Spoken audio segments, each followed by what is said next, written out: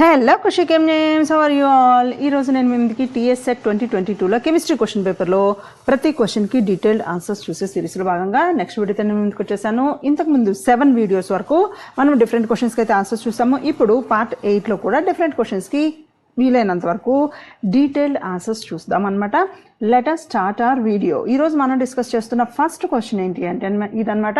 ఇది మనకు wave lens గురించి అడుగుతున్నాడు. What is the correct order of lambda maximum for N to sigma star transition. N అంటే మనకి నాన్ బాండింగ్ ఎలక్ట్రాన్స్ అనమాట. సిగ్మా స్టార్ అంటే మనకి మాలిక్యులర్ ఆర్బిటాల్ థియరీలో చెప్తాం కదా, యాంటీ బాండింగ్ సిగ్మా దాంట్లోకి వెళ్ళడానికి పట్టే ఎనర్జీని గురించి అడుగుతున్నారు అనమాట. సో దీనికి సంబంధించిన ఆప్షన్స్ వచ్చేసి మాలిక్యులర్ ఫంక్షనల్ గ్రూప్స్ ఇచ్చారనమాట. ఆర్గానిక్ కాంపౌండ్లో డిఫరెంట్ ఫంక్షనల్ గ్రూప్స్, ఏ ఫంక్షనల్ గ్రూప్కి లాంబ్డా మ్యాక్సిమం ఎక్కువ ఉంటుంది, ఆర్డర్ ఎలా ఉంటుంది అనేది అయితే అడుగుతున్నారు అనమాట. సో మనకి ఇచ్చిన 3 ఫంక్షనల్ గ్రూప్స్ ఏంటి అంటే ఒకటి ఆల్కహాల్స్, ఎమీన్స్, అలాగే థయోల్స్కి సంబంధించిన కంపారిజన్ అయితే ఇచ్చారనమాట. సో ఇది మనము ఈ క్వశ్చన్కి ఆన్సర్ తెలియాలి అంటే లాంబ్డా మ్యాక్సిమంకి అలాగే ఎనర్జీకి సంబంధించిన రిలేషన్ తెలియాలి. ఎందుకు ఎనర్జీకి సంబంధించింది? మనకి the correct order of lambda maximum అనేది మనకి ఇక్కడ ఎన్ నుంచి ఎలక్ట్రాన్స్ని మనము సిగ్మా స్టార్లోకి పంపించడానికి ఎంత ఎనర్జీ అవసరం అవుతుంది అనే దాని మీద రిలేట్ అయి ఉంటుంది. అంటే ఎనర్జీ అంటే లాంబ్డా ఎలా ఉంటుంది, ఎనర్జీ ఎలా ఉంటుంది అనేది మనం చూద్దాము. సో ఎనర్జీకి లాంబ్డాకి మనకి తెలిసిన రిలేషన్ ఏంటి అంటే ఈ ఈక్వల్ టు హెచ్ న్యూ అంటాము. న్యూ అంటే మనకి అంటే దీన్నే నేను హెచ్ బై లాంబ్డా కింద రాసుకోవచ్చు అనమాట. అంటే ఇండైరెక్ట్గా ఏం చెప్తున్నాము, ఎనర్జీ అనేది నాకు వేవ్ లెంత్కి ఇన్వర్స్లీ ప్రపోర్షనల్. ఎనర్జీ ఎక్కువ ఉంటే వేవ్ లెంత్ తక్కువ ఉంటుంది, ఎనర్జీ తక్కువ ఉంటే వేవ్ లెంత్ ఎక్కువ ఉంటుంది. సో వాడు నాకు మ్యాక్సిమం లాంబ్డా అడిగాడు కాబట్టి నేను ఎనర్జీ మినిమం తీసుకోవాలన్నమాట. దేనికైతే తక్కువ ఎనర్జీ ఉంటుందో, దేనికైతే తక్కువ ఎనర్జీ సరిపోతుందో దానికి ఎక్కువ లాంబ్డా వాల్యూ ఉంటుంది. ఓకేనా? సో ఈ ఎనర్జీ ట్రాన్సిషన్ మనం ఏం చెప్తున్నాము, ఎన్ నాన్ బాండింగ్ ఆర్బిటాల్ నుంచి నాన్ బాండింగ్ ఎలక్ట్రాన్స్ అనేవి మనకి సిగ్మా స్టార్లోకి ఎగ్జైట్ అవడానికి ఎంత ఎనర్జీ అనేది అవసరం అవుతుంది అని అడుగుతున్నాం. సో ఈ ఎనర్జీ అనేది మనకి ఎలక్ట్రాన్ నెగటివిటీకి డైరెక్ట్లీ ప్రపోర్షనల్ ఉంటుంది. అంటే నాకు ఇప్పుడు మనం ఆక్సిజన్ గురించి, అలాగే నైట్రోజన్ గురించి, అలాగే సల్ఫర్ గురించి మాట్లాడుతున్నాం.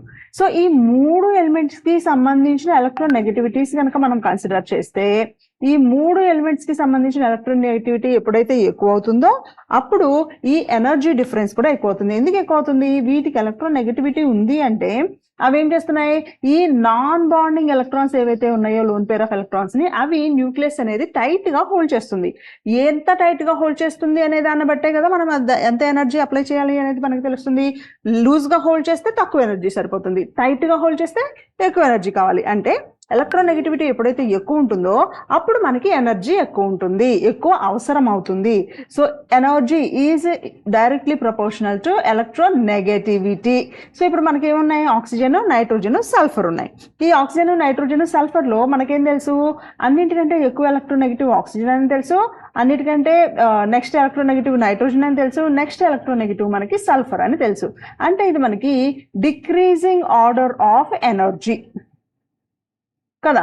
సో ఈ డిక్రీజింగ్ ఆర్డర్ ఆఫ్ ఎనర్జీ మనకి తెలిసింది కాబట్టి ఈ ఎనర్జీ అనేది మనకి inversely proportional to wave length కాబట్టి దీనికి రివర్స్ ఆర్డర్లో చూసుకోవాలి. అంటే మనకేమవుతుంది, ఆక్సిజన్ ఫంక్షనల్ గ్రూప్ అంటే OH అనేది మనకి తక్కువ ఉంటుంది లాంబ్డా మ్యాక్సిమం, తర్వాత నైట్రోజన్కి ఉంటుంది ఎందుకని ఎమీన్ NH2 ఉంటుంది, దానికంటే తక్కువ నాకు థయోనాల్ ఉంటుంది. అంటే నాకు రైట్ ఆన్సర్ వచ్చేసి ఆప్షన్ నెంబర్ 2 అవుతుంది అనమాట. ఓకేనా?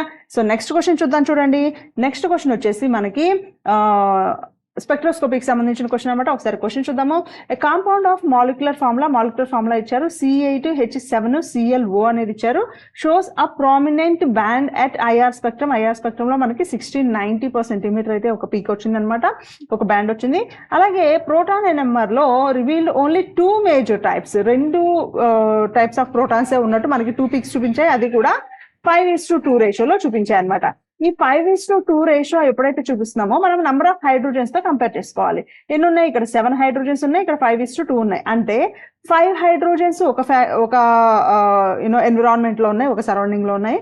అలాగే 2 హైడ్రోజన్స్ ఒక సరౌండింగ్ లో ఉన్నాయి, ఒక ఎన్విరాన్మెంట్ లో ఉన్నాయి అనేది మనకి క్లారిటీ వచ్చేసింది అనమాట. దీన్ని బట్టి which of the following structures best fits the above data, ఇచ్చిన డేటాలో ఏది కరెక్ట్ అయి ఉంటుంది అనేది అయితే క్వశ్చన్. ముందు ఇచ్చిన ఆప్షన్స్ అయితే చూద్దాం. చూడండి, ఫస్ట్ ఇలా ఇచ్చారనమాట, సెకండ్ ఇది, థర్డ్ ఇది, అలాగే ఫోర్త్ ఇది. సో మనకి ఇక్కడ 2 హింట్స్ ఇచ్చారు. ఒకటేమో ఐఆర్ స్పెక్ట్రమ్ కి సంబంధించిన హింట్, ఒకటేమో ఎన్ఎంఆర్ కి సంబంధించిన హింట్. ఎన్ఎంఆర్ కి సంబంధించింది 5, 2 మనకు ఆల్రెడీ క్లారిటీ వచ్చేసింది. ఐఆర్ కి సంబంధించిన హింట్ ఏంటంటే మనకి తీసుకున్న కార్బొనైల్ గ్రూప్ అనేది గ్రూప్ కి సంబంధించిన హింట్ అనమాట. అది CO C double bond O కి సంబంధించిన హింట్. అది కూడా ఈ C డబుల్ బాండ్ ఓ అనేది it is next to the resonance structure. మనకి 1690 దగ్గర కనుక ఈ పీక్ వచ్చింది అంటే, ఈ బ్యాండ్ వచ్చింది అంటే కంపల్సరీగా C డబుల్ బాండ్ ఓ అనేది రెజనెన్స్ కి అడ్జసెంట్ లో ఉండాలి. కాంజుగేషన్ లో ఉన్నప్పుడే మనకు ఆ పీక్ వస్తుంది. అంటే నాకు ఆప్షన్ నెంబర్ 1 రైట్ అవడానికి ఛాన్స్ లేదు. అలాగే ఆప్షన్ నెంబర్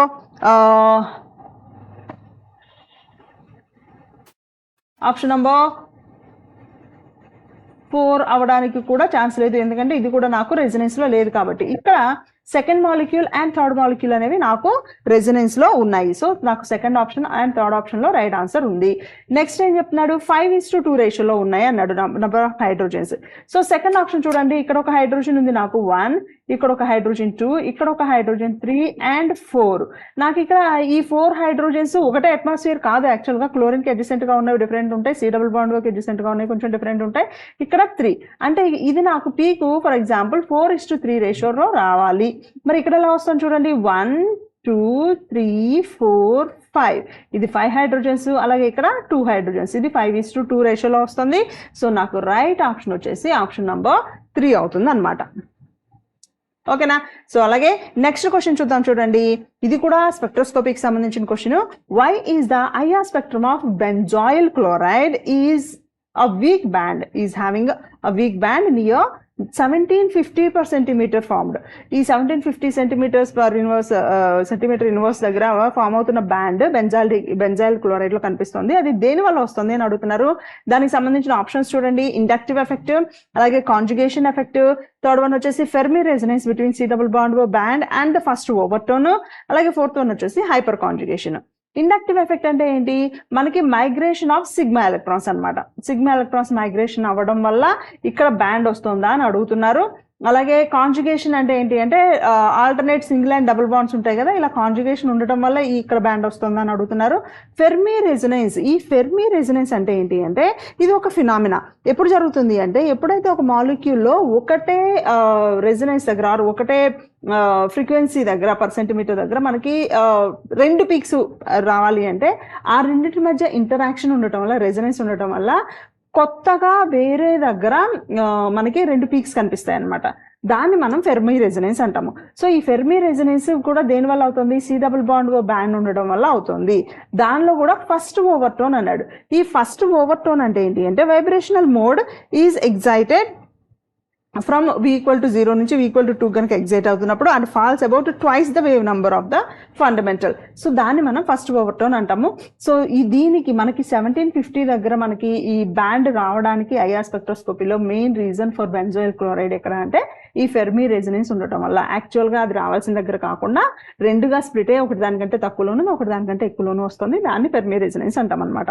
హైపర్ కాంజుగేషన్ అంటే మనకు ఆల్రెడీ తెలుసు, దీన్నే మనము నో బాండ్ రెజొనెన్స్ అని కూడా అంటాము. కానీ ఇది మనకి ఐఆర్ స్పెక్ట్రోస్కోపీలో ఈ బ్యాండ్ రావడానికి, బెంజాయిల్ క్లోరైడ్ లో ఈ బ్యాండ్ రావడానికి దీని ఇన్ఫ్లుయెన్స్ అయితే ఏమీ లేదు.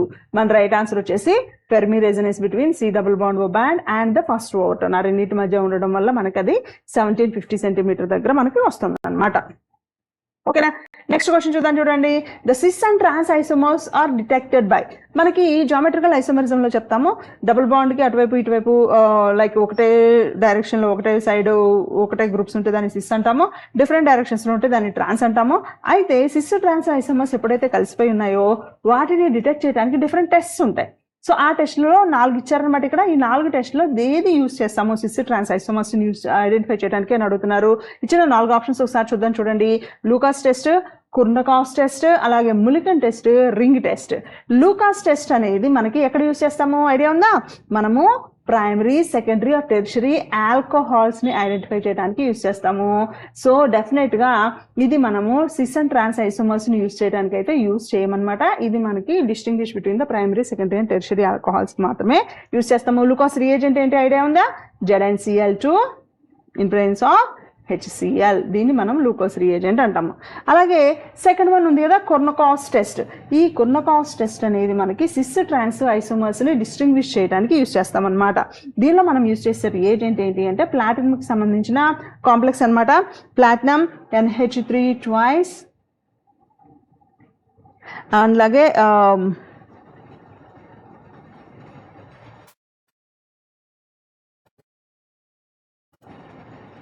X2 అనమాట.